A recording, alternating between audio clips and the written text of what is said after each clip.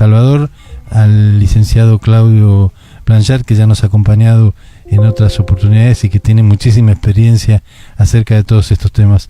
Licenciado Blanchard, buen día. Guillermo Castro, Agustín Fantasía, los saludamos. ¿Qué tal, Guillermo? ¿Cómo estás? Muy bien. Un gusto estar con vos de vuelta. Bueno, para mí también, Claudio. Gracias por acompañarnos hoy. Bueno, ¿cómo estamos reaccionando, los argentinos, frente a esto que un poco nos tocó o nos tomó de sorpresa, ¿no? Porque fue como que varió el panorama en muy poco tiempo y ahora tenemos algo así como mucha incertidumbre, ¿no? Yo creo que una de las principales condiciones de la actual situación política, no solamente a nivel nacional, sino también a nivel internacional, sí, es la volatilidad con que se transforman los escenarios de golpe. Es decir, la frecuencia y la intensidad de los cambios es enorme, y tanto se da a nivel internacional, por caso el cambio de situación entre la relación norteamericana-norcoreana, por ejemplo, el retiro de los Estados Unidos como gran regulador de bienes públicos a nivel internacional, la retracción de los populismos en América Latina y el crecimiento de los populismos en Europa. Es decir, hay una serie de circunstancias que marcan estos esquemas de transformación. En Argentina ataca directamente tanto la situación política como la situación económica, y en la introducción vos decías algo, Guillermo, muy interesante, que es el rol del ciudadano. Sí. Y yo creo que una de las cosas que se ve muy claramente en la Argentina es el despertar de la participación informada de la ciudadanía en el seguimiento de los temas de interés institucional. Y esto es algo, me parece, muy valioso, porque es la forma en que conscientemente el ciudadano argentino puede hacer el seguimiento, y especialmente a la hora de el máximo ejercicio de la soberanía popular, que es el momento del voto. Poder tomar decisiones informadas y no esperar hasta el último momento para ver a dónde meto el voto en la urna, ¿no? Estas situaciones y esta información que los ciudadanos vamos teniendo y vamos seguramente pensando y tomando alguna posición frente a lo que muchas veces sucedía, que era el voto, yo voto a tal o cual espacio político, suceda lo que suceda. Pareciera como que esto es un síntoma de maduración de la sociedad frente a la política que está sucediendo en estos últimos años, ¿no?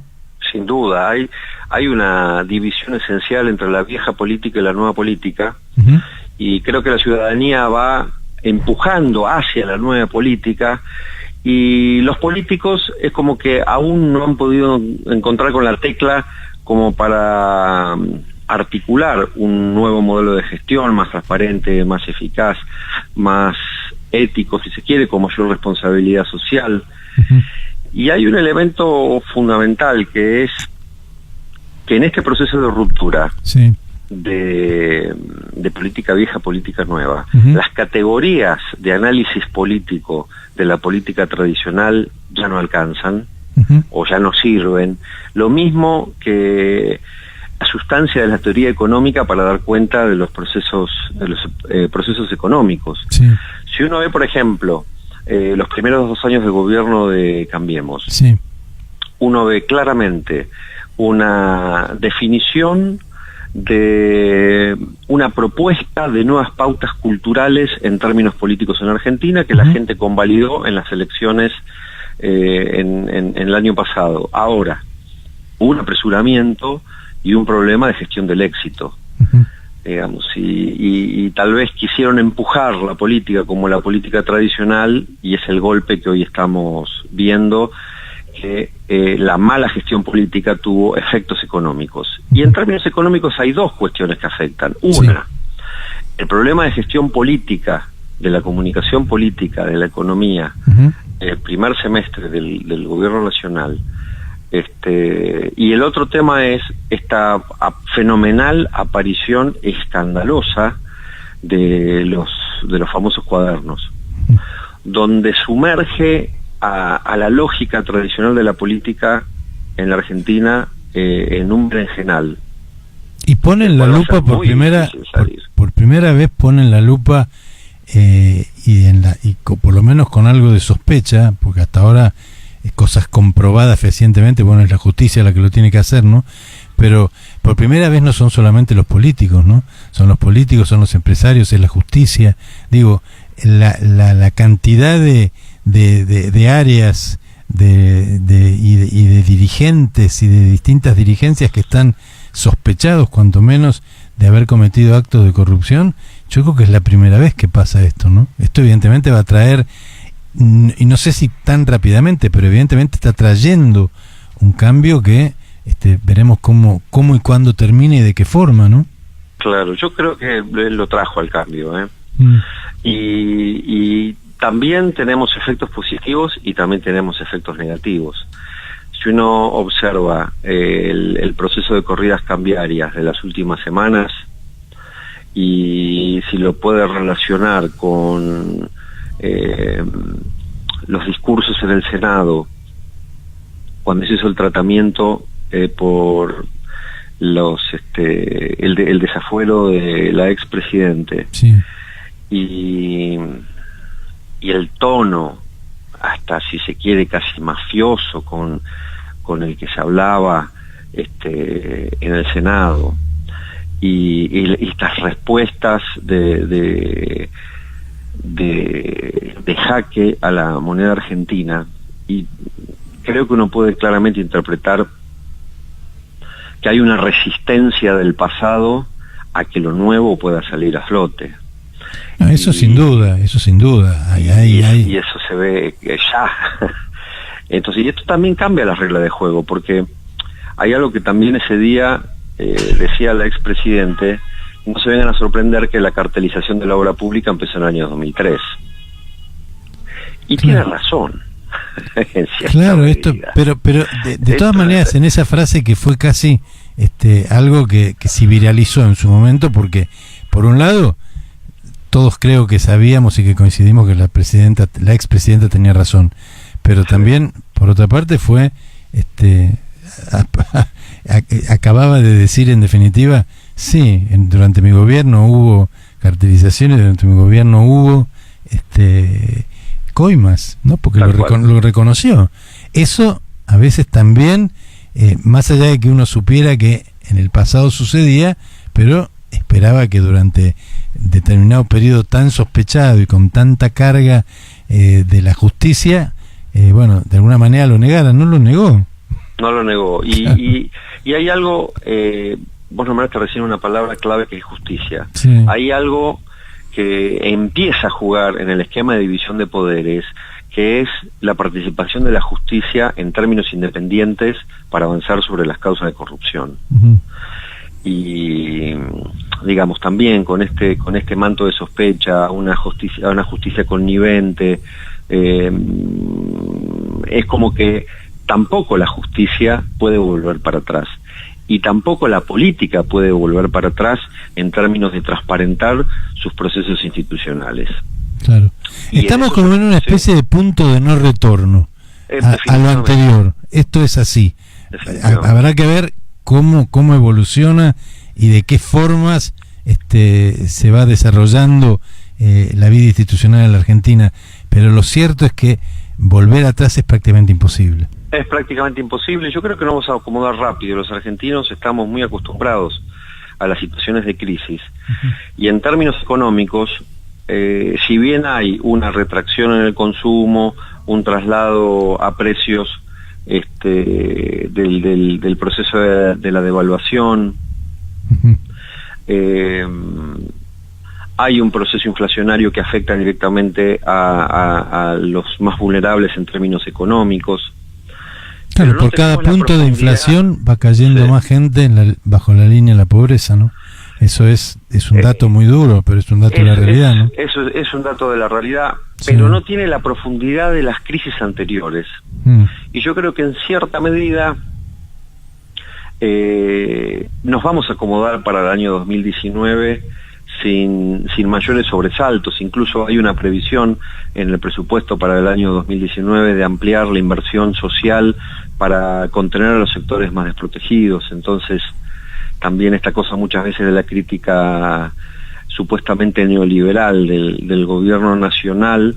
Cuando uno va a los números reales, contantes y sonantes, el presupuesto social de este gobierno supera ampliamente al presupuesto de quienes decían que defendían a los más vulnerables. Entonces hay como una contradicción en los discursos que ya se agotan. Ya hablar de tal neoliberal, tal de izquierda, de tal otra manera... Sí, es un discurso antiguo. Ya es una cosa que no va. Entonces uno puede tomar los análisis políticos de la perspectiva de a ver qué construyen, si construyen un modelo de esperanza o un modelo de resultado, y ahí hay una división clara. Claro. Quien te plantea un modelo de esperanza, la esperanza niega el resultado y lo único que te construye son espejitos de colores. Sí. Vamos a luchar contra los intereses corporativos, qué sé cuánto, mientras metemos gente cada vez más en los niveles de pobreza que nos encontramos en la Argentina, ¿no? En este momento, y vos, Claudio, hablabas recién de lo social y de todo lo que este gobierno le está aportando, que en definitiva lo aportamos todos, ¿no? Porque la plata del Estado es la plata de cada uno de nosotros, como para hacer y sobrellevar esta situación difícil. Acaba de terminar la reunión de gabinete ampliado, y lo primero que hace, por primera vez, ¿no? Es la ministra de Desarrollo Social, es informar que se han aumentado en 40.000 millones más, porque el fondo lo permite, porque ahora, por supuesto, claro, cuando uno le dan un préstamo de semejante envergadura como para sostener todo, es lógico que quien le presta a uno ponga determinadas condiciones, más allá de que uno esté o no de acuerdo con haber recurrido al Fondo Monetario, pero evidentemente se sigue muy de cerca el tema de la vulnerabilidad. Son muchos los argentinos que están bajo la línea de pobreza, ¿no? 1/3 de la población es muchísimo. Ahora, pero eso precisamente es producto de la ideología de la esperanza, ¿no? La ideología de la esperanza no te trae soluciones, te trae... si uno escucha, por ejemplo, el discurso actual del kirchnerismo,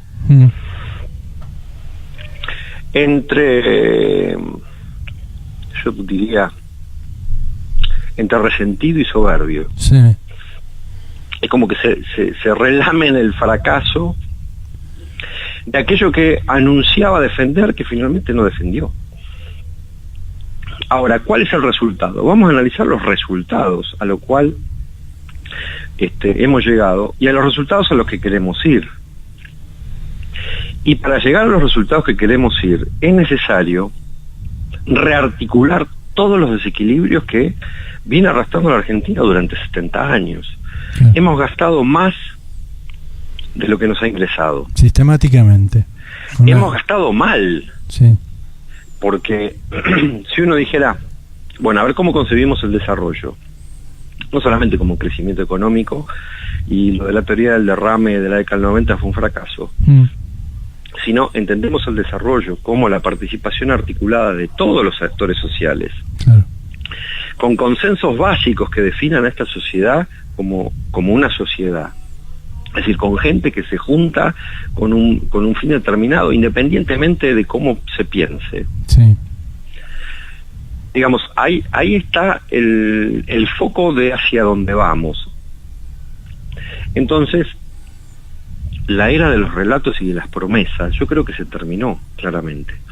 Y en los primeros 2 años de gobierno, que se apuntó muy fuerte la macroeconomía en términos de política monetaria, fuertemente tiene que orientarse este gobierno a la economía real. Y con esta posibilidad de un dólar exportador competitivo en términos nominales, sí, si no se agrega valor para sostener un proceso exportador, vamos a tener muchas dificultades. Es decir, hay que orientarse a la economía real. Y adaptarla a los tiempos que corren, porque ayer hablaba con alguien, o antes de ayer, y decíamos, bueno, no podemos en el siglo XXI avanzado seguir esperando la buena cosecha que nos va a salvar. Seguramente nos va a ir muy bien con una buena cosecha, como seguramente incidió y mucho en forma negativa la sequía, ¿no? Porque, por supuesto, nuestros commodities, si bajan o si tenemos menos que exportar, la situación económica obviamente va a descender, pero tendríamos que empezar a modernizar nuestro modelo exportador, darle valor agregado. Bueno, lo que se viene hablando desde hace mucho tiempo, pero no se hace, ¿no? Pero no tenemos más que... Yo creo que en este esquema de reimpulso de la economía, sí, necesariamente va a venir una revisión de las posibilidades de agregación de valor. Claro, claro. Si uno mira la composición de la oferta exportable argentina, el complejo sojero no supera el 20%, quiere decir que estamos con un 80% de oferta exportable que no es el complejo sojero. Claro, se está revirtiendo eso, a lo mejor sin darnos cuenta está sucediendo todo eso, ¿no? Y está sucediendo que son mucho más las exportaciones de manufacturas de origen industrial que de origen agropecuario. Y eso es un dato interesante, pero que indiscutiblemente hay que estimular, porque si bien la lógica de la economía dice que a mayor posibilidades en términos de competitividad nominal, mayores posibilidades de exportación, hay que ver la sustentabilidad, es decir, la posibilidad de perdurar en el tiempo en términos de ingresos externos, claro, por la calidad de nuestros productos. Claro, claro. Y no solamente por la calidad, sino también por la capacidad de generar cantidades como para que se puedan exportar. Porque muchos de los problemas que tienen las pymes es que de golpe la calidad es muy buena, pero tienen un pedido del exterior que les permitiría exportar su producto, pero claro, le piden 30 contenedores y acá no hay capacidad de producción para eso, ¿no? Hay que adaptarla también al tiempo que corre y a la necesidad del mundo, obviamente. Hay que adaptarlo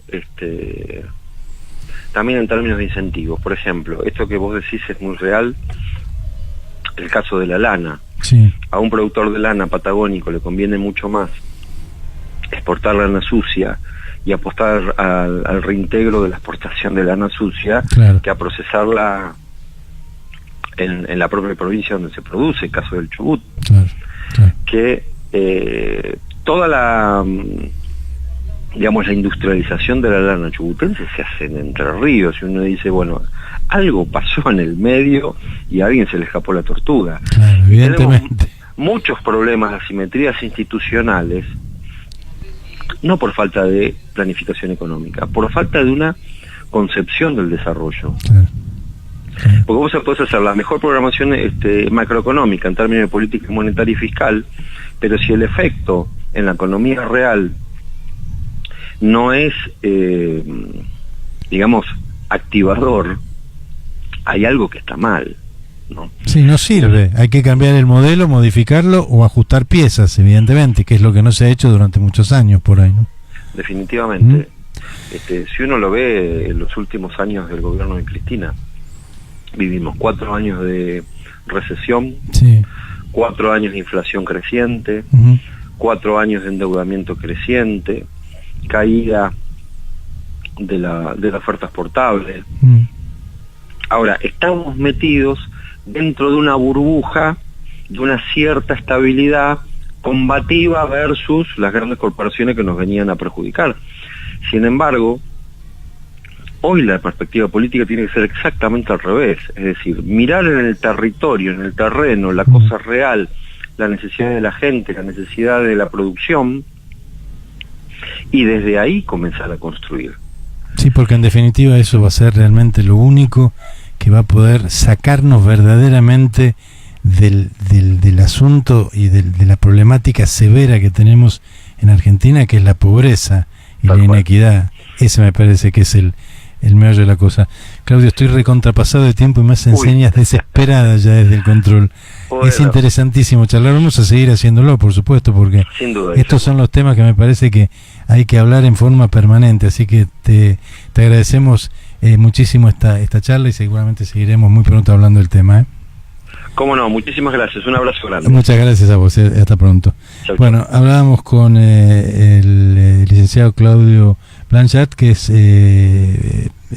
licenciado en Ciencias Políticas de la Universidad del Salvador, y hablando de esto que tiene que ver con toda esta coyuntura que estamos viviendo y cómo y cuál es el rol de cada uno de nosotros, ¿no?